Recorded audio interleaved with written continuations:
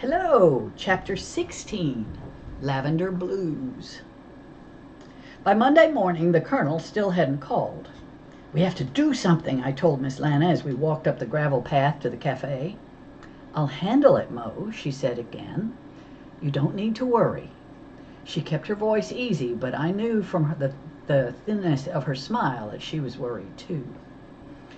At the cafe, where Mr. Jesse's church donations were the topic du jour, rumors ran rampant. Mr. Jesse had won a lottery up north. Mr. Jesse had millions in a Swiss bank. The Baptists had somehow snookered the Episcopalians. Miss Rose and Dale came in mid-morning, glistening from time in the garden. "Mama's given me time off for good behavior," Dale told me, toting a bucket of cucumbers to the kitchen. "You want to go to Lavender's and then look for some clues?" "Only if you don't swagger and mess with your hair," I said. "It's embarrassing." I turned to Miss Lana. "Is it okay? Can I go?" She nodded, filling 3 takeout cups with iced tea. "Tell Lavender hello for me, and don't you stay too long. He's working on his car, I imagine." He wasn't. We found him at his house, sleepy-eyed and tousled. "Hey," I said as he opened the door, "Miss Lana sent you some iced tea." "Bless her," he said, taking a cup and stepping aside. His house shocked me. Lavender generally keeps his place neat and full of light.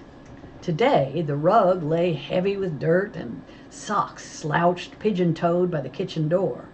Yesterday's funeral tie dangled from a doorknob, and drawn shades let dusty slices of sunlight into the room. "It's nearly 10 o'clock, I said. "You sick?" He stretched his arm muscles, twisting like cables, and tucked his pale yellow t-shirt into his faded jeans. "I'm just slow starting this morning, Mo. I'm fine." Dale glanced around. "Did the twins do this?" he asked. "The twins have been scarce since the crash, little brother." "I'm not surprised," I said, as Lavender sank into a chair.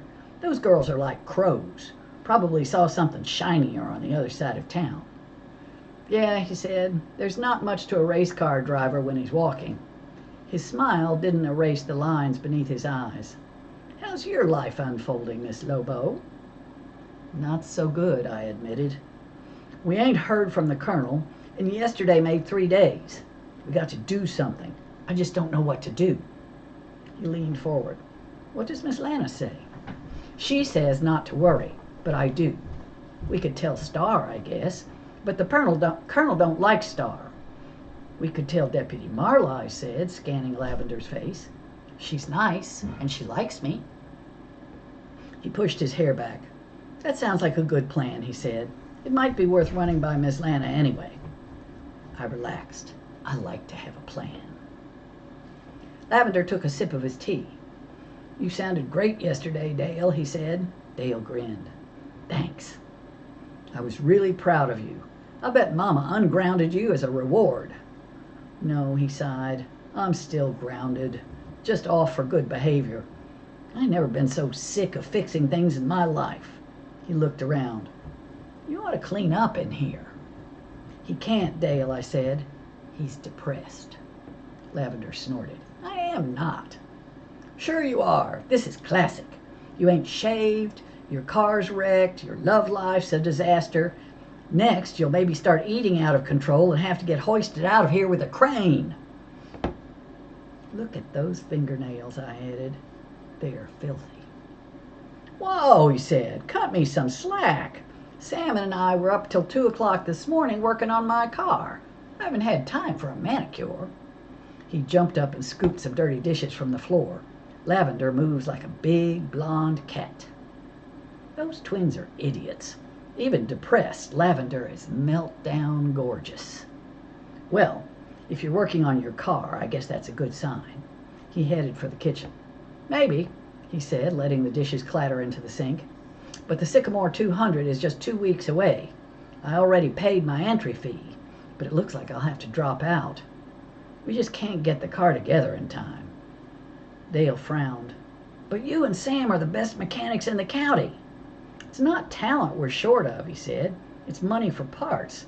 I've fixed every car I can find, including the old Underbird, which is ready, Mo, if you want to tell Miss Lana. Even after she pays me, I'm short $1,000 and slam out of credit." So, I said, since when did you race for money? You'll run a different race. Silence hung on the air like stale tobacco smoke. I looked from one brother to the other. They both avoided my eyes. What's wrong? Nothing, Dale said. It's just Mama's money ain't right lately with Daddy acting the way he is. And I'm no help, he added. You might be, I said, if we solve Mr. Jesse's murder and if there's a reward. That's a lot of ifs, Mo, he said, slumping in his chair. Uneasiness ran its fingertips across my shoulders. Dale's people never had much money, but I'd never known them to worry. Lavender grabbed a t-shirt off the floor. That race is a long shot, but I was hoping it would pay off, he said. It's good money if you can win it. Would that fix things for Miss Rose, I asked. If you won, I mean. The Colonel says trying to drive your way out of being broke is like trying to starve your way out of being skinny. It takes real money to put a car on the track and good money to race. You got to buy fuel, tires, and spare parts for every race. A good running car is worth good money. A wrecked one ain't worth nothing. It would help, Lavender said, but like I said, it's a long shot. I made a decision.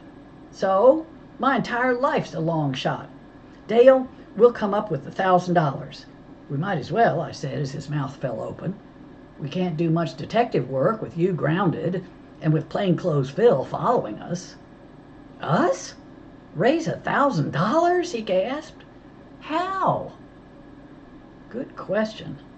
I ain't ready to unveil my plan yet, I said. Dale rolled his eyes. That means she ain't got one, he told Lavender. Naturally, I got to hone the particulars, I replied, but I'm thinking we'll strike at this year's Mimosa Festival. Actually, it was a no-brainer. The festival opened in just a few days. Normally, Dale and me hit the rides and the food booths and avoid the crafts and raffles. A town full of folks with spending money seems like a good place to start. Lavender laughed. Thanks for offering, Mo. You're a true friend, but don't worry your pretty head. Sam and I will come up with the cash for the car. All you got to do is keep my desperado brother here out of trouble. A pretty head? Me? Nope, I said, heading for the door. We'll raise the money, you fix the car. He tossed his dirty socks toward the hall. If you do, I'll pay you back every penny, he said. Twice. But there's one thing. A contract, I guessed? A loophole. If you don't come up with the cash, it's no big deal. Agreed? Agreed. I grabbed the ring on a dusty window shade. It snapped up, rolling itself dizzy at the top of the window. We'll be in touch, I said, and we stepped outside, the heat slamming into me like a steamy sponge as he closed the door behind us. Hey, Dale, I whispered, peering across the street. There's your bodyguard. Act like you don't see him. I didn't until you pointed him out, he muttered. He hesitated and then waved. He's not very friendly, Dale said, as plainclothes Phil darted behind an azalea. I jumped off the porch. Let's stop by the church and see if we missed any clues. Thess will let us in, he said. He owes us for finding his half-wit cat. Yeah, Dale said. He owes us big. And that's the end of chapter 16.